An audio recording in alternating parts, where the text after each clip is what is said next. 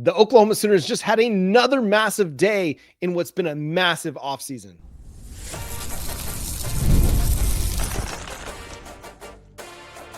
You are Locked On Sooners, your daily podcast on the Oklahoma Sooners. Part of the Locked On Podcast Network, your team every day.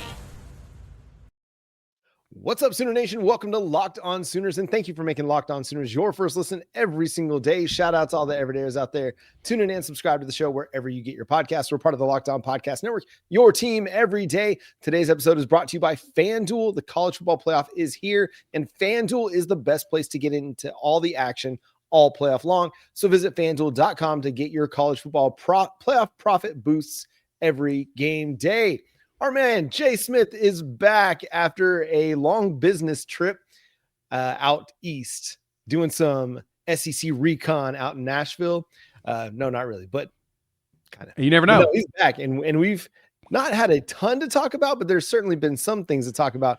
But Thursday of Sooner Nation offseason was immaculate. But we're going to talk about what Oklahoma's got coming up in the portal, coming up in the third segment. Jason Witten officially confirmed. We'll rehash that and what it means for the Oklahoma Sooners. But the key stories from Thursday, Jay, who you can follow at Unfair Sports and check out his channel at Unfair Sports, covering more Oklahoma Sooners and college football coverage. And I'm John Williams. I'm just so excited Jay's back. I completely botched the intro, but hey, we're here for it. You can read my work about the Sooners over at Sooners Wire. John Mateer, Kip Lewis, Isaiah Satania, all officially announcing their returns for the Sooners in 2026. Yeah, I was losing my mind tonight. Like I said, getting back in the swing of things. I've been digging into the class, checking out players that have committed. John, you did a fantastic job without me. I now no longer have a job. You're the man. It's your world, man. I'm just trying to get a nut, man. I'm trying to survive a game. But no, on a serious note, digging through and trying to get caught up, right? And I'm like, okay. I think we're hitting that point where luckily we are on deadline. Today is the deadline or it was yesterday? It was actually yesterday. Deadline if you're not in the championship game that you have to declare for the NFL draft. So, we were waiting to see. We didn't see anything. We didn't hear anything. And then today I saw one report that right before, actually on Thursday, right before we was going to get our late night recording, and I looked up and there was a report that you didn't see two names inside the NFL list that they sent out who were going to be going to be at the draft, and that was Mateer as well as Kip Lewis. And I was like, okay, announcement should be coming. Satania's dropped earlier, and it appears that he's changing his number as well. John, looks like Satania's going to move from number 5 to number 1. Yeah, beat that, there's only one. I kind of like it. I dig it, man. Fair. It's satisfying to see him come back. How do you feel about him? I think I want to talk about him first. It's him huge. Going out there and throwing that out there. It's absolutely huge. And this is one of those guys that we debated, a couple weeks ago, which return is the most important. Well, I still think you guys are right on with the Kip Lewis is probably the more important return versus Isaiah Satania. But having Isaiah Satania back, having your leading receiver back, John Mateer's favorite target back, a guy that got open on a number of occasions and still didn't get the ball, Ole Miss game. This is huge, man. And now he's got some weapons on the outside that can take a lot of the pressure off. You got a Terrell Harris, you got a Parker Livingston that are going to demand attention. Teams can't sleep on those guys either. And so this just creates a much more dynamic offense. It was going to be really good with Harris and Livingston, but having that continuity with Isaiah Satania returning in the wide receiver core, absolutely huge. Yeah, that's what you needed. You needed a player that, like you said, can be that leader in the room. And as I thought about it more and more, I'm in the agreement with a lot of you all, a lot of the fans, that probably is Kip. We'll talk about Kip and Mateer in a minute. The return of the tens, as they said in the graphic, which I thought was pretty dope. But no, Satania's critical because that room just had not been producing the last couple of years like you wanted. That's the unfortunate. Now, granted, you got a lot of young players that you're hoping to play, and that's the one thing I realized with this is that there's a nice little balance here, right? Like Thanos, himself, the man himself, holding the little knife that Gamora that he gave to her. Yeah, perfectly balanced as all things should be. You bring in two more pretty studly wide receivers in Trail Harris and Parker Livingston, like you talked about. But then you got Satania coming back and Jermichael Carter. That's 4 players returning and two returners, 2 starters that are coming in as far as transfers, and you get yourself a pretty solid 4-man rotation there. But because you didn't go super deep into transfers like you did last year, there's now space for an Elijah Thomas to jump up. There's space for a Manny Choice to jump up. There's space for even a Daniel Odom or Jaden Pettit as true freshmen to find a way in there. Mm-hmm. Maybe Jacob Jordan gets some more run again. We'll see. But you did create to where you had enough space for your development and intermediate guys to get ready to get in there. As long as they know the book, they can play. So, but having that leadership from Isaiah Satania, which we know that he was a leader, he was known for being vocal, that's a big deal. But then that transition just right into Mateer on offense. Dude, I think the 3 biggest leaders you have are now back. Yeah. Right, if you really think about it. Yeah, I mean, outside of maybe R. Mason Thomas, and Fabechi Wiwu, like those are the only 2.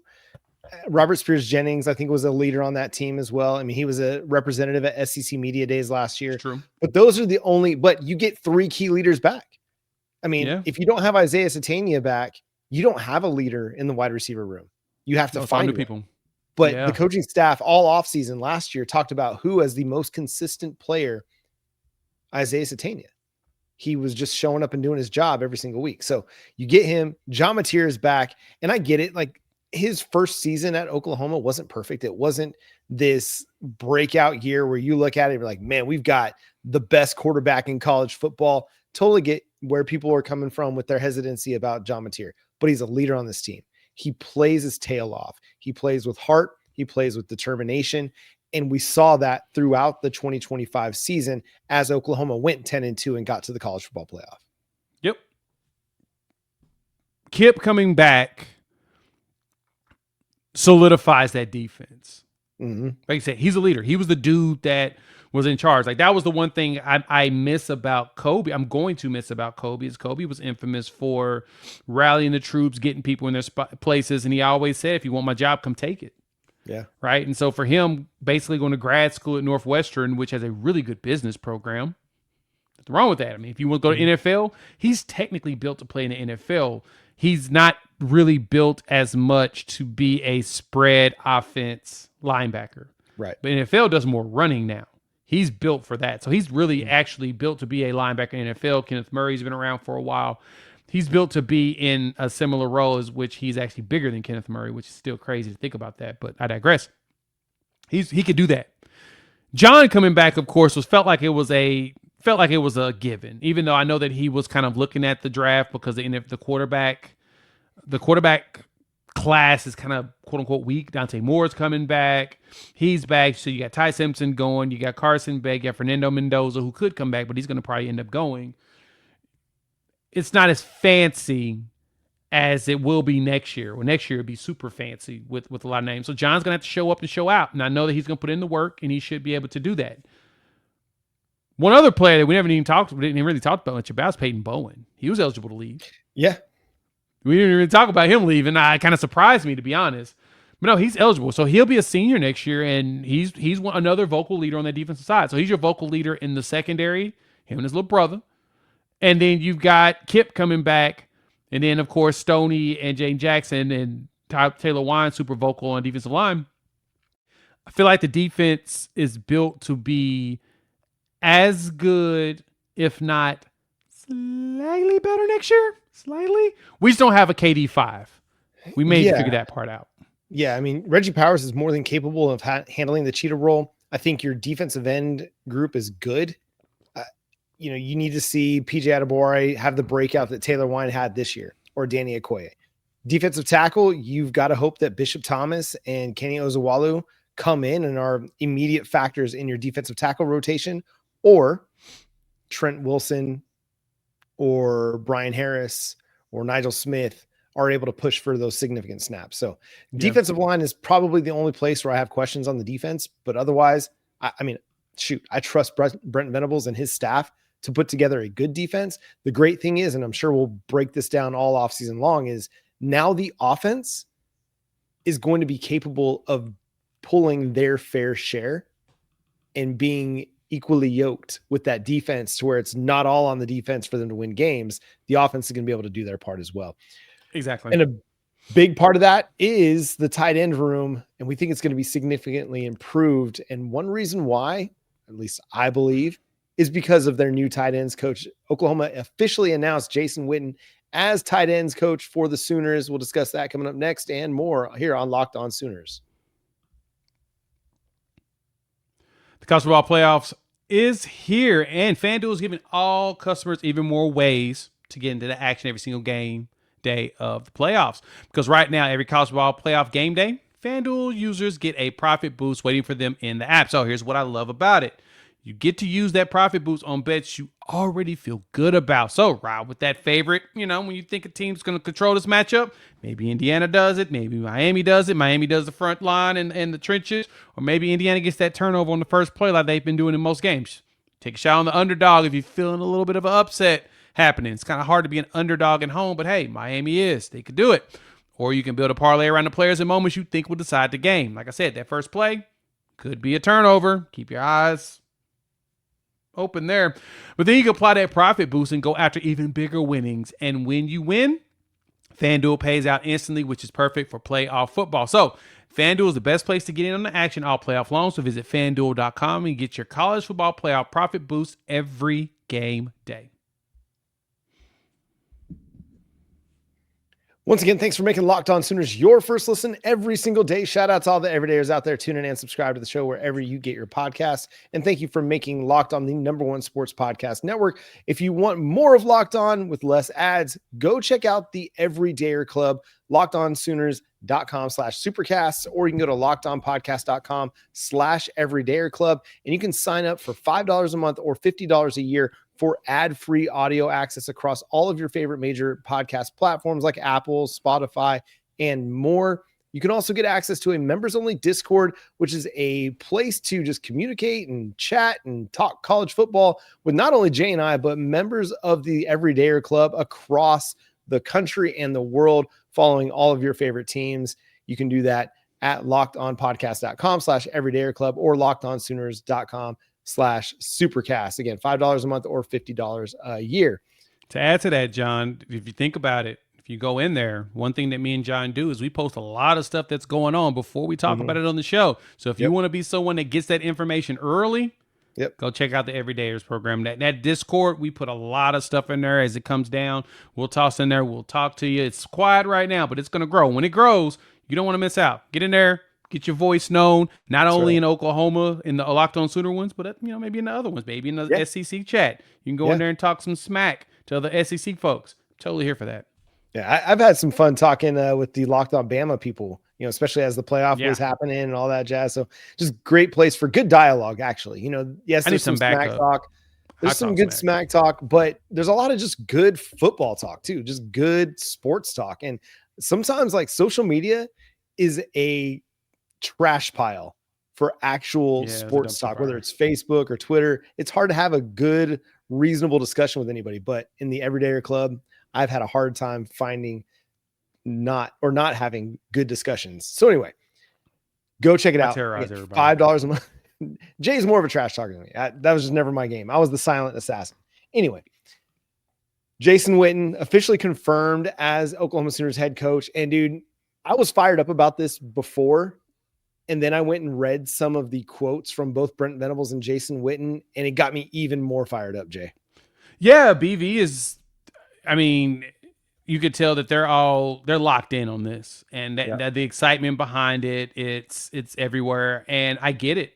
I get why they're excited. They've seen a lot. I think the one thing that's underrated about this and why I get why the staff is excited, it really isn't just his name. It really is the fact that they've seen a lot of him over the last couple of years. Both of his boys have been been prepped, been recruited. One little Witten is down there at Rice. Then Cooper Witten is considered the top linebacker in, especially on ESPN in the nation. He's number 1 on ESPN's. And so because of that, they've been doing a lot of rounds, but Cooper has done a lot of visits to Oklahoma. And the main reason he's done a lot of visits to Oklahoma as a 27, Brent Venables. So because that's happening and because that's going down, they're seeing and talking so much to Jason. And I know that Jason has probably mentioned to him, like, yeah, I want to get into the college coaching, blah, blah, blah. And they're probably like, oh, okay, that's cool. What you want to coach? He's like, I mean, shows a tight end. I was like, I mean, you're a head coach today, but what you want to do? I think I want to go to the tight end side, and I really want to become a head coach in college football. All right. So, that they put that out there a little bit, put it in the air. But again, they've seen him so much. They've interacted with him so much. They've watched him evaluate other talent that's been there at probably the camp so much. They probably had a good idea of, okay, I can see where he's going and what he's capable of in the new era of his life as a coach in comparison to a player. So I'm not as down as I was when it was back an initial idea. Like when they announced him, I was like, okay, I can see where this is going to be a fantastic move. One, you're going to get Cooper Witten. Two, he can leverage his name. And then when I heard the players talk about it, Hayden Hansen talked about our colleague over there at Locked On Gators, Brandon Olsen, dropped a video where, Hayden Hansen was talking about as a true freshman, the little Hayden, he was small back then. It was really weird. Little bitty late shoulders. growth spurt. Yeah. Right. Late growth spurt. He went from like 5'9" to 6'7" in the summer. It's the craziest thing. I'm kidding. It's not true. But he did grow a few inches. So it got weird how he got bigger, but I digress. He was talking about how one player he wants to mold his game after is like a Jason Witten. Now he gets to be coached by him, John. And he talked about that. He got excited on social medias on that. He talked to the other insiders about him. Like, dang. Same thing, Ryder Mix. All those guys now get to be coached by a dude that they said that they watched when they was little dominate the gridiron. Now we got to just see him go develop somebody. Yeah, he's a complete tight end as a player. He caught so many passes for the Dallas Cowboys. Like, I am a Dallas Cowboys fan, unfortunately, because it's miserable sometimes. But the era in which Jason Witten played for Dallas, he was one of the bright spots of watching this team every single week, because you knew that no matter what was going on the field, that Jason Witten was going to be given that 110% kind of an energy and toughness and physicality. And he was going to be a difference maker more often than not in the passing game. And he was, and he's Dallas's all-time leading receiver, which is just nuts. And he was incredibly durable too. There was only one time in his career that he didn't play 16 games, and that was his rookie season. That was the only time he didn't play 16 games. So you're going to find guys like him. But I think the part that's got me more fired up is I thought that he was going to be a really good cultural fit. But reading the quotes from both him and Brent Venables that OU football shared, there's so much alignment in just what they believe is important that's going to allow them to recruit at a high level tight ends, but also just develop. They talked about developing the man, right? That's Brent Venables' big thing. It's like not just about, caring for the player, but caring for the person and really building that person up and showing that you care about them and love them and then want to develop them as a football player in addition to that. So I think that's the part that's just as exciting is, again, the alignment of values that they believe are to be important on a football team. Yeah, and we talked about it as well when he got here. He immediately got to work. He started to hearing about him hitting up, once it was quote unquote leaked that he was about to be hired, and then the national media started getting on there, ESPNs and all of them. Pete Thamel dropped it, and you're like, oh, okay, so he's gonna get the job. And next thing you know, you're hearing that he's having conversations with transfer portal guys saying, "Hey, pull up, you trying to be coached by me? Come talk to me." Yeah, start working his magic. Even better, that magic continued on. It sounds like he's working on some of these other portal guys too now, like right now, as we speak. Yeah, there's a good opportunity for Oklahoma to build on what they've already done through the transfer portal with Hayden Hansen and Rocky Beers at tight end. We've had this inclination that they were going to try to go get a third tight end to continue to build out that depth chart and really retool it and hopefully upgrade it significantly. And it looks like they've got not just a guy that can contribute this year, but has a lot of years of eligibility on their radar. We'll discuss him coming up next here on Locked On Sooners.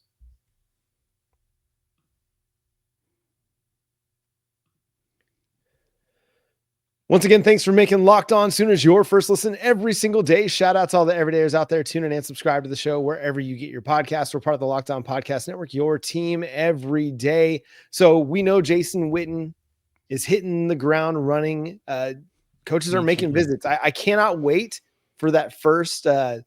Really appreciate Coach Witten coming out to see me photo that we get to see on social media sometimes. Like Bill Bedenbaugh's, visited Caden Penny, and you've had, Brent Venables and Ben Arbuckle visiting a dude up in Kansas. Like that first one that Witten drops is it's gonna hit like crack. It's gonna be pretty awesome. But yeah, it is. So on Thursday, there was a projection from Chris Hummer that the Oklahoma Sooners are now the favorite to land Tennessee freshman tight end Jack Van Dorsalaer. This is a guy that was a player out of Southlake Carroll High School, teammate of one Luke Wilson, who is an Oklahoma commit in the 2027 class, and somebody who, his head coach, Riley Dodge, is now the tight ends coach at SMU. Interesting little factoid there. For little nugget. High school head coaches making the jump to the college game, it's not just Witten, but Riley Dodge is also doing the same thing from Southlake. But this is a really intriguing potential ad for Oklahoma. If they can land this, I think it really speaks to the gravity in which Jason Witten carries. Yes, that's exactly what it is. The fact that, I'm going to say this out loud. Let's go. But I want y'all to understand this. I'm ready for it. I feel like it's big. It's going to be good. That he is going after and could potentially win a tight end from his alma mater and bring him to Oklahoma. Yep. That should tell you how ruthless this man is. I'm here for it. This man hits the portal. Next thing you know, Witten's got him in town. And he's like, hey, I understand you enjoyed that creamsicle Tennessee orange. Me too, because that's where I'm born and raised, but it's all right. We're going Krispy Kreme now. I need you here. And the cream is still there. Maybe not sickle. It's just cream. There you go. Join the fam. That's pretty ruthless, man. How do you do that? How do you go after a guy that was at your alma mater where you play college ball? Look, man, that warmed my heart. That told me everything I need to know. And I feel like ultimate competitor. We did good, y'all. We did good. That's all I want to say. If there's one thing that we've been a little bit critical of Brent Venables, it's maybe not having that much of a edge when it comes to Clemson and Clemson players, not wanting to let the competition overrule some of the relationships. Jason Witten's like, nah, we're good. We're going after really good players. We're going to try and get the best of the best. If they're at Tennessee, so be it. And hey, maybe Jason can put a little word in for our guy from Elk City, Antonio Ogumoro, the offensive lineman that went to Tennessee. That just one of my underrated favorite players to watch because of just sheer athleticism. Dude's just a freak. But anyway, on Jack Van Dorsalaer, like this is a really good potential ad for Oklahoma because it gives them that depth that they need at tight end. It gives them competitive depth. You can take your drink with Trine Washington, Tyler Ruxer, and Ryder Mix. Helps fortify the youth and the youth movement of the future because, hey, when Hayden Hansen and Rocky Bears are gone, then where are you looking? Well, we've got to have some answers at tight end eventually. We can't live in the transfer portal. You've got to find guys that are going to provide that continuity, like Isaiah Satania will these next 2 years or last year, this year, like we're going to have it running back with Xavier Robinson, Torrey Blaylock. Offensive continuity is the way that you develop your offense. We've seen it on the defensive side of the ball. All the guys that have been here for 2, 3, 4 years under Brent Venables is what has allowed that defense to take shape and become as good as it's been. You've got to find answers like that on offense that allow you to continue to build that chemistry, that continuity, that development in-house, as opposed to always relying on the transfer portal. Yeah, no, that's 100%. And that's one thing that I've preached on numerous occasions. I know I say this very often on the show. For the uninitiated and the new folks, you may not have heard this yet, but thank you for subscribing and joining the channel. If you haven't subscribed, go ahead and hit the subscribe button. Verify that you subscribe. May as well be watching us there, or go listen to us wherever podcasts are downloaded, listen to, because I'm going to say this once again. We really like our recruits. Yeah. We truly do. And you can tell by the way that they move when it comes to the portal. So if you go step by step, and me and John will do this, we'll probably do this on Monday's show. I think that'd be a fun one to go with, depending on how many fireworks we get. But I'm gonna put together a graphic, and we're gonna walk through the roster of starters, backups, and where we think the portal guys would fit in that. And that exercise would give you guys a visualization of, oh, they for real, their focal point really is playing their own people, but they bring in portal dudes to fill little gaps whenever, somebody don't work out. Because you know why? You never will bat 1,000 in recruiting. It's impossible. I wish you could. You can't. Hell, as great as Indiana is doing right now, Cignetti did not bat 1,000. He had to portal in players in certain spots to fill certain gaps. But he's also playing with a lot of players that he's known for years. That is what you want. You want players to be in your system forever. And it works that way. Works better. Yeah, and I think that's an underrated aspect of program building. It's like I get we're in this portal season and we want the shiny toys and you want to go get those mercenaries every single year.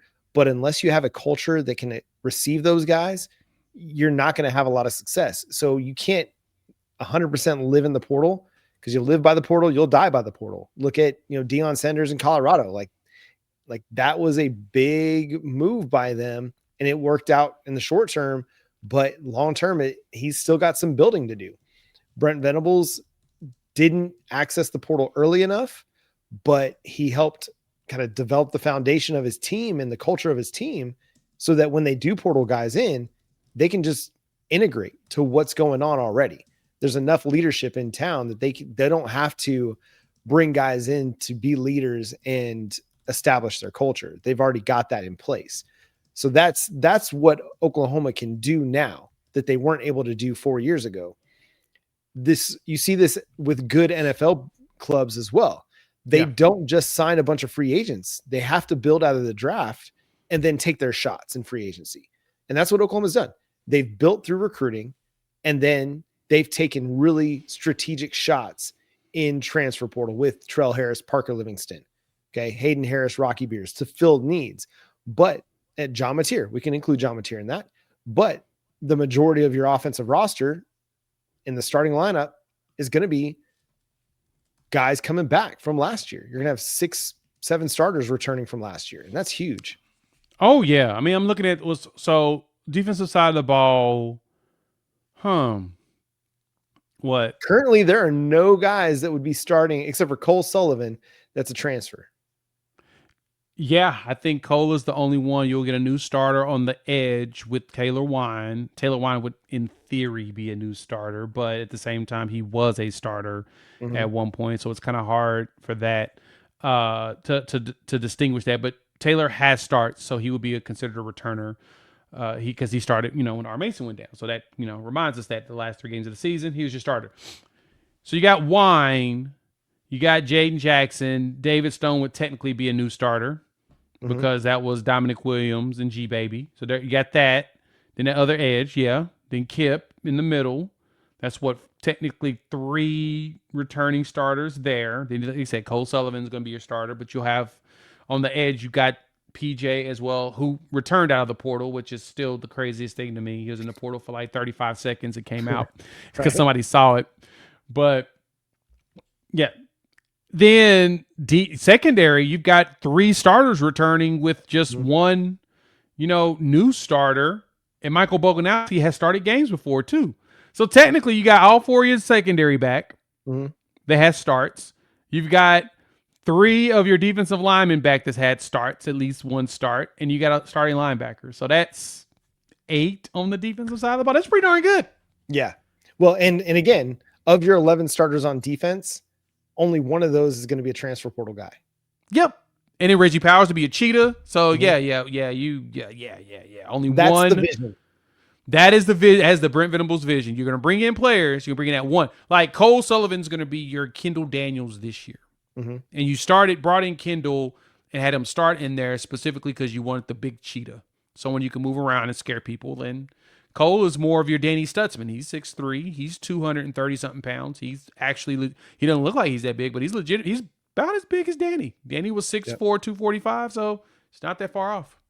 Yeah, and you get multiple years of him. And I think this is the part of the Kip Lewis discussion that we didn't have in the first segment is him coming back gives you time with your linebacker group to continue to develop those guys. It gives Cole Sullivan time where he doesn't have to be the guy at linebacker this year, but next year he can be the guy. It gives James Nesta and Marcus James time to develop and become parts of that rotation. Whereas opposed to if Kip Lewis isn't back, okay, you either need to make sure you get another linebacker or these guys got to step up. And really, these guys got to step up anyway because you want to play 4 linebackers. So the fact that they've been able to build the defense through the recruiting ranks and then supplement with transfer portal guys, that's what they want to do offensively. It's just they're a little bit further behind because of all the turnover at offensive coordinator. So yeah. And this is the part where bringing Ben Arbuckle back and hopefully getting more years with him, if their offense takes a step and you're able to retain him for several more years, that's a good thing for Oklahoma's offense because it develops that continuity that allows the offense to rely on the guys that they recruit and develop, and it gives them time as opposed to having to go into the portal, be aggressive, find 1-year rentals. That's what we need to see eventually take place. What you want is similar to what Indiana has done and even what Saban did at a certain point when he got things going. Kirby Smart as well got going there at Georgia. It took Kirby Smart, 7 years to get a ring there at Georgia, right? It took him time. Like MJ, it took MJ 6-7 seasons before he could get to a championship, but it took Kirby Smart about 7 years to get his first ring. He got 2 in a row. And the reason of that was, he had loyalty in his staff to where coaches stayed with him for years. Signetti, similar, like his offensive coordinator, Mike Shanahan, who's not related to the other Shanahans. I thought that was very interesting. That really I did not blows realize my it. mind. It's like, really wow, does. we've got multiple Shanahans that run offenses in this world. Like, how does that happen? And you're not even distant cousins.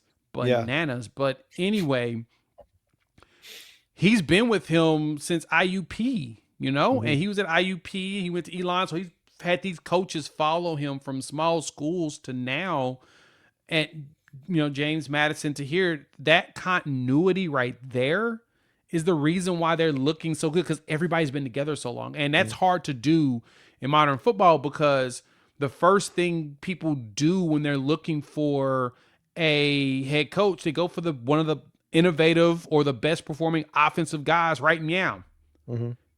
Ben Arbuckle has a really good season. He gets John Mateer to 3,000, 4,000 yards like he saw at Alabama and all those other schools.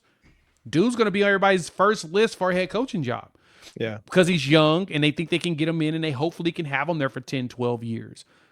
But with BV, now he gave him a good opportunity as a young coach. And the hope is you can keep for at least 3 years. He's going to be gone. Then from there, he's going to find himself another young coach that he hopes can be around for a long time. Truth be told, that's why Bob Stoops retired. He brought in Lincoln Young. He realized that he's probably going to end up getting a head coaching job, give him a job here. And the rest is history. So that's what you've got to keep in mind with this. Like it's a bigger, it's a lot more to it, a lot more nuance to this than what we think. Ben had his first year. He's broken in. He understands the difference in the SEC. Now he can be like Tim Beck, go out there and put up some numbers. Just make it happen, Captain. Let's go. All right. We're going to have a big off season here on Locked On Sooners. So make sure you're subscribed to the show wherever you get your podcasts. We're free and available on all podcast platforms and on YouTube. So hit that subscribe button, hit that notification bell to let you know when new episodes drop. Like Jay said, if you think you're subscribed, make sure you just double check. If you haven't to hit that subscribe button.